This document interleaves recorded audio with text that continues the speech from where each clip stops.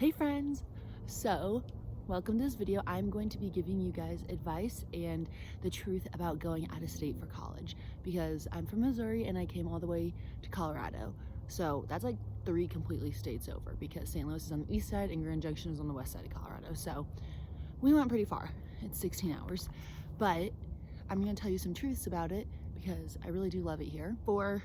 First one I have for you is the first days of school can be tough, moving in. I think people tend to react in 2 different ways. It's either it hits them the first few days that their parents and siblings or family leave, or it hits them like 3 weeks in because everything's so new and exciting that you kind of don't notice that like this is reality, like you're setting into reality, like you're not gonna be with your parents or your family like anymore. For me personally, it was the first days. I was a wreck the morning that I knew my family was leaving, uncontrollable crying. And then slowly each day it got better. For me, it was surrounding myself with people who I just talk to and relate to and try not to think too much of. Like, college is so exciting and there's a lot of changes and everyone's going through them at the same time. Mine was just like meeting new people and socializing. That's kind of how I dealt with it, because if I had too much time to think alone, then I really spiraled. Number 2 is no matter what college you go to, you're gonna be pushed outside of your comfort zone, but especially if you go out of state. Usually if you go out of state, you know less people than in-state schools. I didn't know anyone,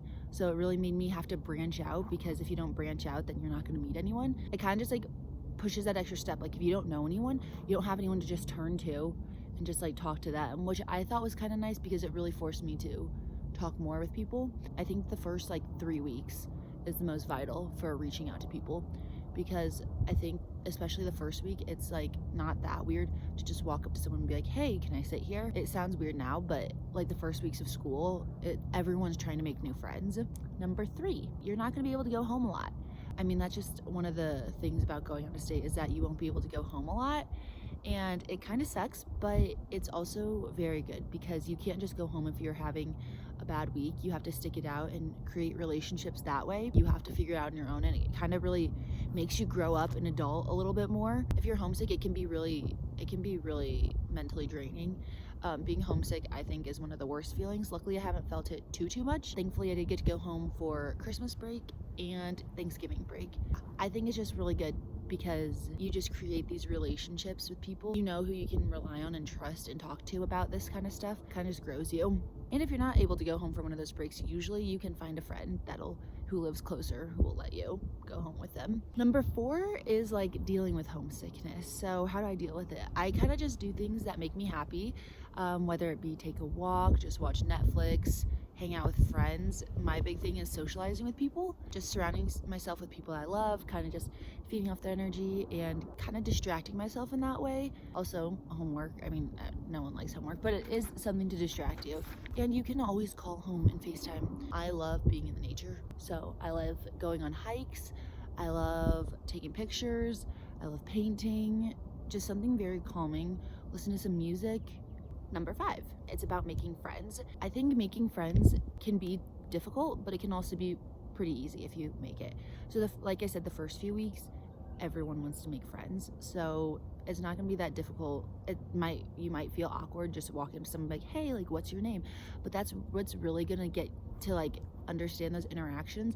And the first few weeks of school, like there's so many activities happening, just go join one of them. You just have to like push yourself over that little wall that you think is embarrassing or awkward, and you just have to go for it full force. I mean, that's how I met some amazing friends. One of the first weeks of school, they were playing this game on the field and I was like, hey, can I join? And I kind of just, I don't know, it also makes you kind of proud of yourself. I was proud of myself for just walking up there and be like, hey, can I join this game? Because it's very nerve-wracking. It can be, but you kind of just have to get over that little hump. They're gonna have like club fairs, activity fairs, intramurals, like things that you can get involved in. There's gonna be so many. Just try to at least join like maybe 1 or 2 and not take it. Everything's not gonna be a perfect fit, but I think either way, it gets you to know people. Every friendship teaches you something. People come and go always, but you can't be scared to put yourself out there because you're scared of people leaving, you know. Specifically for CMU students, try to do early start if you're a freshman. I really recommend it. It's like, I think you get 2 or 3 credits and it's a week before school starts. And if you're doing a sport anyways, you have to be here a week early, so I highly recommend doing it. But it's like kind of this pointless class, but you meet so many people because everyone hates it together, and you get to make friends and you have free time and you just kind of get a feel of the campus before you have to really dive right into school. Number 6 is move-in. What did I do for move-in? I was all across the state. So what I did was I packed all my clothes up and we put them in bags and put them in this rental car, and we drove that here. There were mudslides on 70 to Grand Junction from Denver, so we had to go around, so that was even longer. We had ordered stuff for pickup at like Target and Walmart and Bed Bath & Beyond, and so when we got here we could just pick up the bigger things, like this extra drawer thing I wanted, my ottoman, my fan. Like, we just ordered things ahead of time, and you can always buy things here. Grand Junction's actually a pretty big college town compared to some of the schools that I was looking at. I know some tips for flying. Grand Junction is kind of bad because you can't use Southwest, and Southwest has the free check-in bags. But if you have Southwest and you have like the free check-in bags and you have people moving you in, or like a free bag, try to use those and fill those suitcases up. And then you can do Amazon Locker. I know a lot of people do that, or like pickups for when you're there, for when you're in the college towns, and you can just go and pick them up. Flying is a big one. So for me, I wasn't gonna drive home. Again, I mean, my mom didn't let me keep my car up here for the first semester, and then the second semester she let me because I was taking photography class.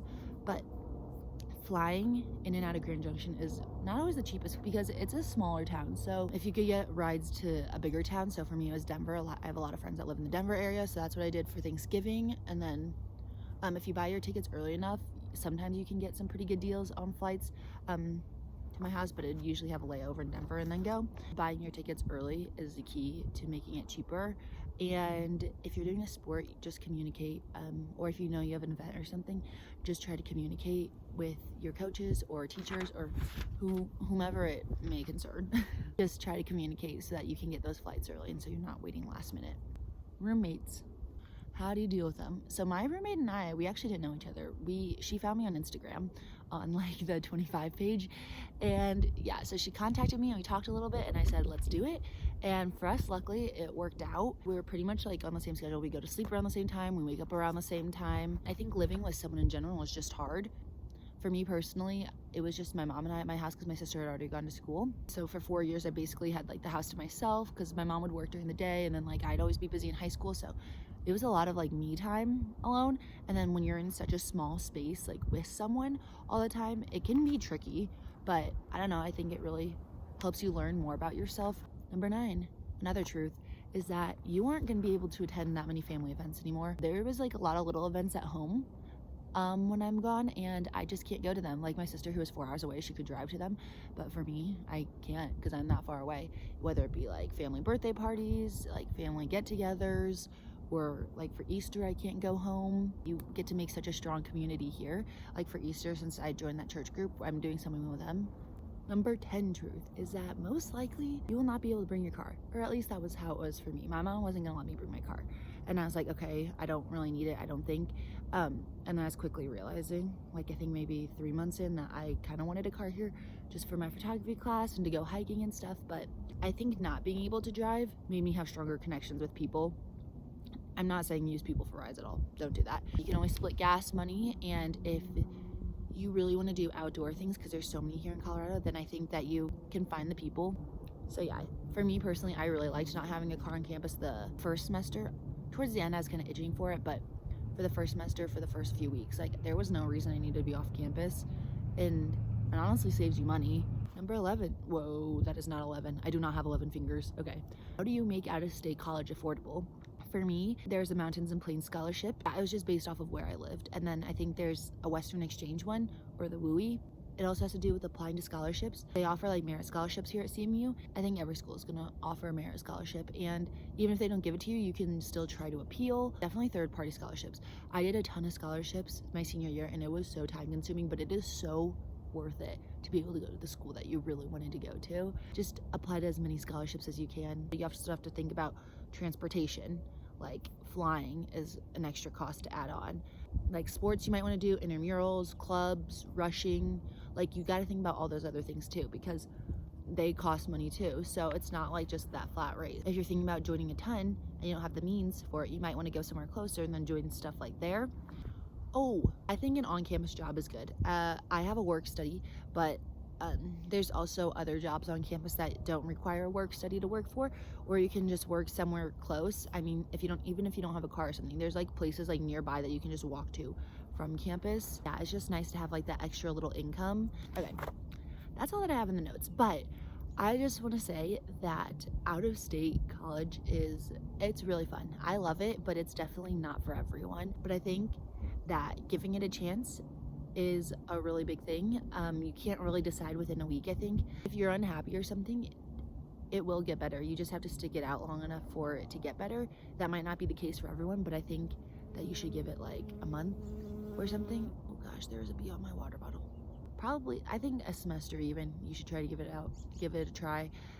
Because I think within those first few months, it's like, can you tell if it's a school or is it college itself, or is it just like a really big comfort zone stretcher? Like there's like a lot of possibilities that can happen. If you stick it out, it can be truly amazing. And I'm not sitting here saying like, oh my goodness, every moment of college is great and amazing, because it's not. College is tough.